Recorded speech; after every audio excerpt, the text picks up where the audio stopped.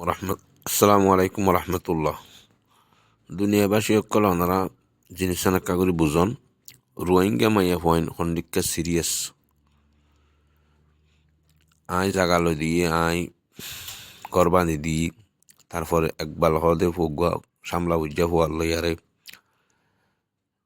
লাইনই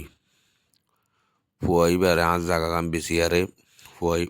টিয়াগিনি তারে গনাবার মানুষই বললে যাবে একটা ভিডিওর মাঝে মোটামিক্কা করে দেখা যার বাংলাদেশের তা ফুয়া